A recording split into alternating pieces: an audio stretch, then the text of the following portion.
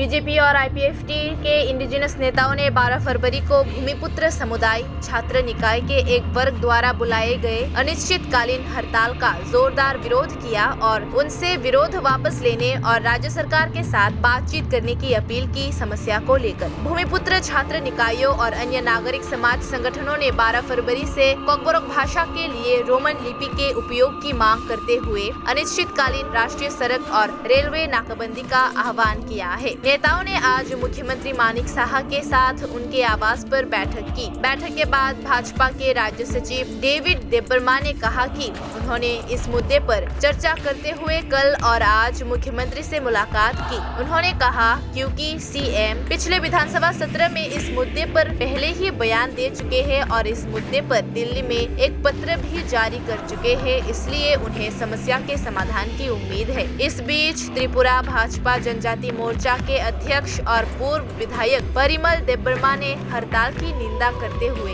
इसे अलोकतांत्रिक बताया। हमें पता चला है कि तिप्रामोथा के छात्र संगठन ने 12 फरवरी को अनिश्चितकालीन राष्ट्रीय सड़क और रेलवे नाकाबंदी का आह्वान किया है। आईपीएफटी और बीजेपी ने संयुक्त रूप से एक बैठक की और मुख्यमंत्री के साथ इस मुद्दे पर चर्चा भी की। CM professor doctor Manik Saha आज समाधान निकालेंगे। सीएम इस समस्या से भलीभांति परिचित हैं और नहीं चाहते हैं कि छात्रों को किसी भी तरह की परेशानी हो। पिछले विधानसभा सत्र में जब विपक्ष ने लीपू लेक का मुद्दा उठाया था तो मुख्यमंत्री ने जवाब दिया था कि उन्होंने सीबीएसई के अध्यक्ष को एक पत्र भेजा। हमारा मानना है कि इस तरह की हड़ताल या विरोध प्रदर्शन इस समस्या का समाधान नहीं कर सकते हैं और हम उन लोगों से आग्रह करते हैं कि जिन्होंने हड़ताल का आह्वान किया है वे बातचीत में शामिल हो, क्योंकि ये अंतिम समाधान है। उन्होंने बोला ये विरोध पूरी तरह से अलोकतांत्रिक है। हम उनसे अपील करते हैं कि वे आए और मुख्यमंत्री से चर्चा करें और हड़ताल को वापस ले। भाजपा जनजाति मोर्चा के अध्यक्ष और पूर्व विधायक परिमल देबबर्मा ने कहा।